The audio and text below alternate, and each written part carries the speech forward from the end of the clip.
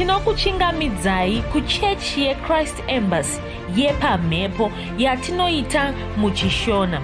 Iko zvino hapachina chikonzero chokupedza svondo rose usina kupinda chechi, nokuti painopindwa unenge usipo, kuda wakanga uri kubasa pakaenda vamwe kuchechi, kuda wakanga uri parwendo, kuda chechi yeChrist Embassy haisati yakuwanikwa kwaunogara, kana kuti unofarira hako kudzidza shoko raMwari nechishona. Ino ndiyo yave chechi yako. Chipinda tinamati. Haleluya. Tinosangana zvekare pamunamato wedu weChrist Embassy watinoita pamhepo muchishona, ndichivimba kuti makava nesvondo rakanaka, uye ndichivimba zvekare kuti gore makaritanga zvakanaka. Takatokutaurirai nechekare kuti igore rechii. Fudzi vakatitaurira kuti gore ra2023 igore iro vatsvene vachaita mabasa makuru vachipararira kwose kwose. Haleluya. Kawedzera zvekare vakati saka igore ratiri kukoshesa mweya mutsvene, ratiri kukoshesa shoko raMwari, uye ratiri kushandisa zita raJesu. Haleluya. Saka ndo gore iroro. Ndoda kuverenga dzimwe ndima dzakaverengwa namufudzi Chris. Tichangoverenga imwe chete, asi tichava nemasvondo akati kuti tichitarira pane chimwe nechimwe chakataurwa namufudzi Chris pamusi iwoyo. Ndima yavakatanga nayo chaiyo ndi Luka 14. Tiverenga kubva pandima 15. Kwanzi mumwe wevaya vakanga vagere pakudya naye akati anzwa izvi, akati kuna Jesu, akaropafadzwa munhu achagara zvake pamabiko muumambo hwaMwari. Rimwe bhaibheri rikaindiverenge mune rimwe bhaibheri kwanzi mumwe wavakanga vagere naye pakudya akati achizvinzwa, akati kwavari, akaropafadzwa uyo achadya zvokudya muushe hwaMwari. Haleluya. Kwanzi iye akati kureva Jesu, akati mumwe munhu akagadzira chirayiro chikuru akakokera vazhinji, akatuma muranda wake nenguva yokurayira kuti audze vakanga vakokerwa kuti uyai, nokuti zvose zvagadzirwa zvino. Ipapo vose vakatanga nomwoyo mumwe kuzvirevera. Wokutanga akati kwaari, ndatenga munda, ndinofanira kumbondouona, ndinokumbira kuti undirevere. Mumwe akati, ndatenga nzombe dzamajoko 5, ndinoenda kundodziedza, ndinokumbira kuti undirevere. Mumwe akati, ndawana mukadzi, naizvozvo handingauyi. Muranda akauya akaudza ishe wake izvozvo. Ipapo muridzi weimba akatsamwa, akati kumuranda wake, kurumidza ubude kunzira huru neduku dzomumusha, uye pano navarombo nezvirema namapofu navanokamina. Muranda akati, Ishe, izvo zvamarayira zvaitwa, asi nzvimbo ichipo. Ishe akati kumuranda, buda kunzira nokuruzhowa uvagombedzere vapinde, imba yangu izare. Haleluya. Kwanzi nokuti ndinoti kwamuri, hakuna mumwe kana kuna varume avo vandakokera acharavira chirayiro changu. Haleluya. Saka mufudzi Kristu vachitsanangura zvanga zviri kuita mundima iyi, vakatitaridza kuti panga paita munhu wanga ataura kuna Jesu akati vakaropafadzwa achadya mabiko omuushe hwaMwari. Asi Jesu achidavira, havana kungoti ahongu ndicho chokwadi, achadya saizvozvo achanakirwa. Havana kudaro, vakabva vapa mufananidzo, chipa mufananidzo wevanhu vakakokwa vakasapinda. Fudzi Kristu vakatitsanangurira kuti nyaya yanga iri kutaurwa naJesu, chikonzero Jesu vakataura mufananidzo iwoyo ndochokuti vanga vari kutoda kuzivisa munhu wakanga ataura uyu, kumuzivisa kuti ushe hwaMwari hwanga hwatouya, hwanga hwatovapo. Ushe hwaMwari hwanga hwatovapo, nokuti paanga ari kutaura, munhu wanga ari kubvunza uyo achiti akaropafadzwa achadya zvokudya muushe hwaMwari, kutaura kwaaita kwaiva kutaura kwomunhu wakanga ari kufunga kuti ushe hwaMwari hwanga huchazouya rimwe zuva. hwanga husati hwavapo, achiti vakaropafadzwa zvavo vachazosangana noushe ihwohwo. Haleluya. Asi Jesu vanga vatomutaurira kuti aiwazvo, ukasatongwarira waakutozodarikwa noumambo hwu, nokuti hutoripo, ushe hwaMwari hutoripo, nyika inotongwa naMwari inotoripo, unogona kutogara munyika iyoyo inotongwa naMwari, nyika yakazvimirira yega inotongwa naMwari inotoripo. Saka chirega kufunga kuti chinhu chichaitika rimwe zuva, chirega kufunga kuti vakaropafadzwa havo vachazozvarwa nguva yeushe ihwohwo. Hutoripo, mukana wokupinda unotoripo. Saka mufudzi Kristu ndokubva votitaurira pamashoko ivo vakati mugore rino ra2023 kwanzi igore iro vanhu vari munyika ino, vatadzi, vanhu vasati vaponeswa, kwaigore ravanofanira kunyatsofungisisa chaizvo. Igore ravanofanira kungwarira zvavari kuzosarudza mugore rino. Igore ravari kufanira kusarudza kutevera Jesu.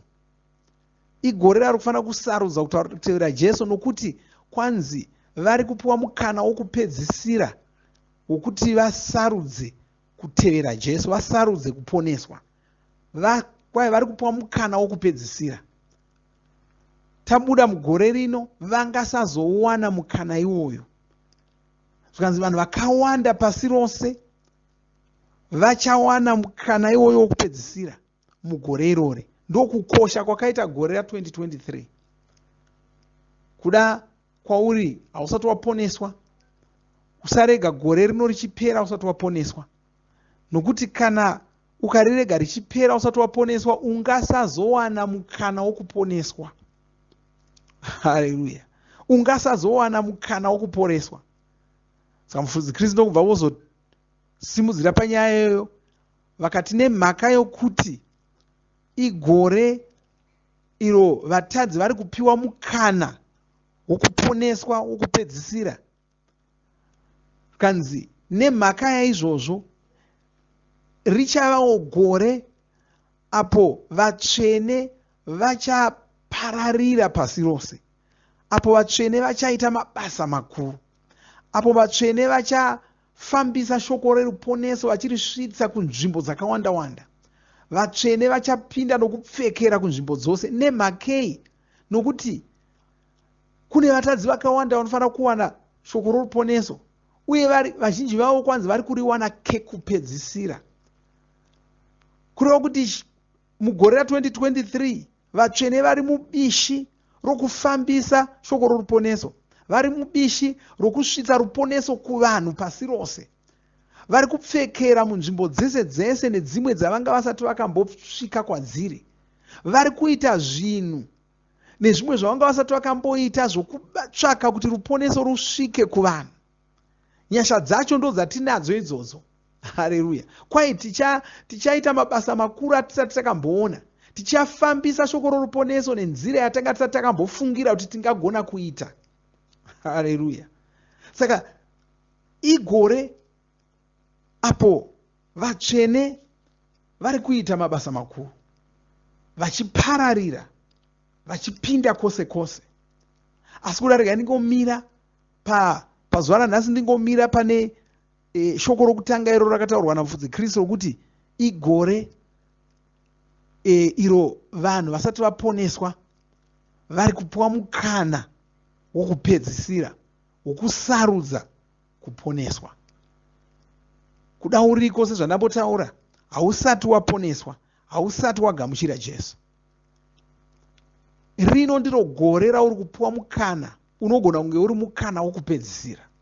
Chirega uramba uchafungira, uchaverengera uchiti ndichazoponeswa mangwana, ndichazoponeswa gore rinouya, ndichazoona kana ndambopedza kumhanyisa zvandiri kumhanyisa. Nokuti vamwe ndo zvavanoita, vanoti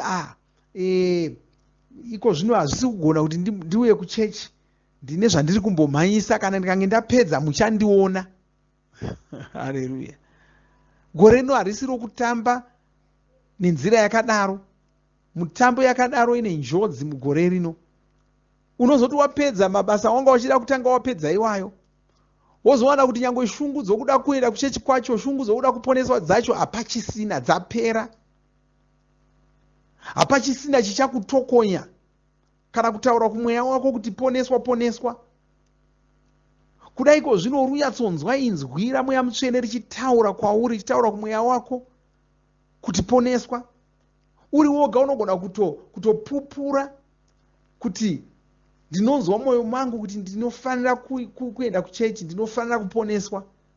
Chirega kuramba uchisateerera inzwi iroro, nokuti kana ukasariteerera ukanonoka, rinogona kuchizoregera kuramba richataura kwauri, wochizongoramba uchingorarama upenyu hwauri kurarama ihwohwo, uchipinda munjodzi yevasina kuponeswa.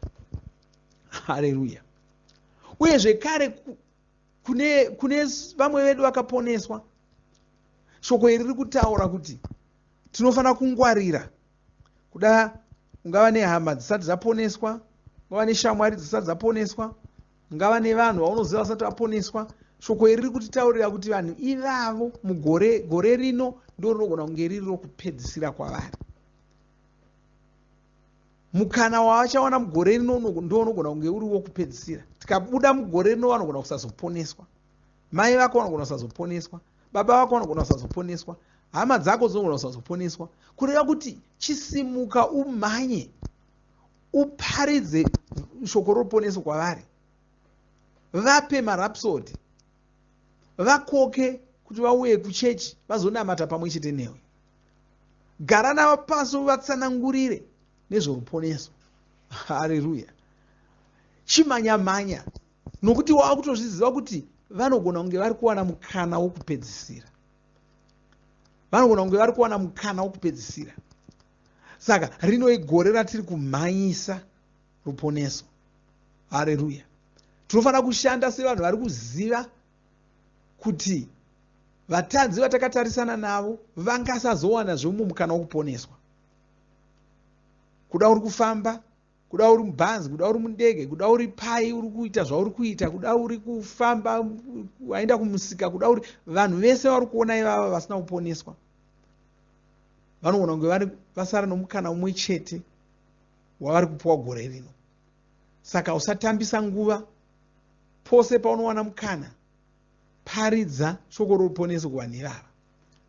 Pose paunowana mukana, vatumire marapsodi. Mazhinji venyu munowana marapsodi aya yange panhare dzenyu. Chirega kungogamuchira uchiverenga wega kana kungogamuchira uchisiya zvakadaro. Chitsvaka kuti hama dzako dzisati dzawana rapsodi rori ndedzipi. Vamwe venyu muri mapoka, kuna mapoka eWhatsApp, kuna mapoka echi akasiyana-siyana. Mamwe acho ndeemhuri. Wakambotumirawo here rapsodi muboka iroro remhuri. Gore rino ndo gore ravari kuwana mukana wokupedzisira. Idzo hama dzako idzodzo. Tumira rapsodi kumapoka iwayo. Kanda rapsodi imomo. Dzimwe hama dzacho unenge uchitongodziona panhare yako asi hamuchazombosangani zvekare. Tinoziva tose. Dzimwe nguva unozongonzwa ningi uya hakuchina. Kana kuti muri kure nakure. Saka kusangana hapatorina. Kuda magara muri hama yenyu asi musinganyanyi kutaura zvakanyanyisa. Saka munogona kutongeta makore akawanda-wanda musina kutaura. Vatumire rapsodi. Ingovatumira rapsodi. Varionewo, variverengewo. Mweya Mutsvene vanogona. Nokuti kana vakange vane rapsodi racho panhare dzavo kana kuti mumaoko avo, Mweya Mutsvene vanenge vane chinhu chavanokwanisa kushandisa kutaura kuvanhu ava. Vanenge vagona kutaura kuvanhu ava kuti vhura bhuku iri uverenge ugoponeswa. Asi kana pasina bhuku iroro, Mweya Mutsvene vanenge vasina chimwe chokushandisa. Saka igore ratofanira kubatsira vanhu vakawanda kuti vaponeswe. Igore rakakosha. Haleluya.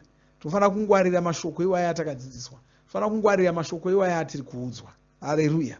Chaenderera mberi zvekare masvondo ari kutevera tichitarira pamashoko ese akataurwa pamusoro pegore irori, tichaongorora tichitsvaka kuti anorevei kwatiri, chii chatinofanira kuita nawo. Seregai tinyengetereko zvino. Baba, toda kutendai nezita raJesu Kristu.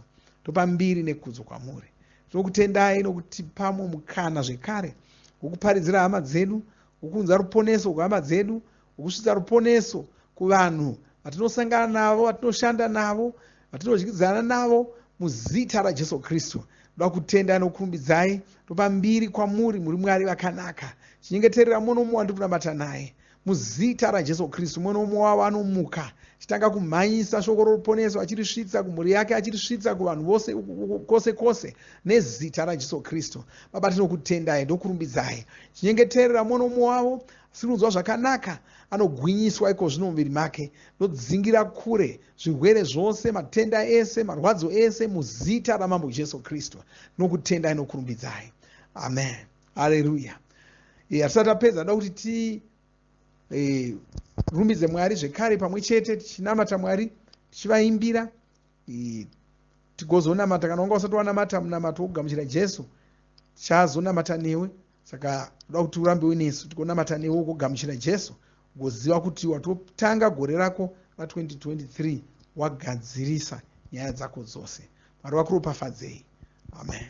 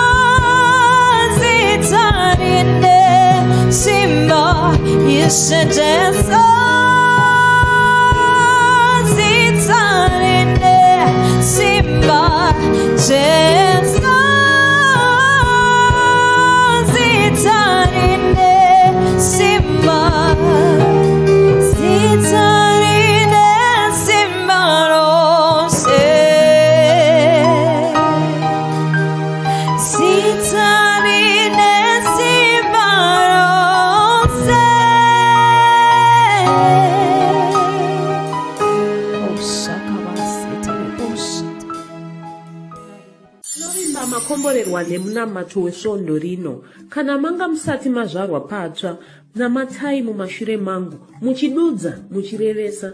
Taurai muchiti, Mwari vari kudenga, ndinouya kwamuri, ndinokoka Jesu kuti vapinde mumwoyo mangu.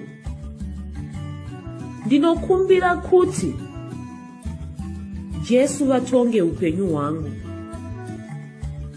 Ndinopupura kuti Jesu ndivo vavaishe wangu. saka ndinogamuchira upenyu usingaperi. Mumweya mangu ndazvarwa patsva, ndava chisikwa chitsva. Ndinokutendai. Amen. Makorokoto mazvarwa patsva, tinokugamuchirai muchechi yeChrist Embassy. Titumirei zita renyu nekwamunogara. Munogona kutumira iri SMS kana WhatsApp pa 0772 215 kana kutuma tsamba pa shona@gmail.com. Muchida kupa mpiro yenyu neEcocash, rovai namba *151*2*5*58225 motevera zvinenge zviri kutaurwa neEcocash ipapo. Kana muine nhare dzemazuva ano munogona kushandisa KingsPay kupa mpiro yenyu. Shandisai kodhi inoti TNIOG nemavara makuru. Tinoda kukuzivisai zvinotevera. Tinokurudzira kuti musadarikwe nezvidzidzo zveRhapsody. Zvidzidzei kuti shoko riwande mamuri mugone kumirisana nezvinhu zvinonetsa muupenyu.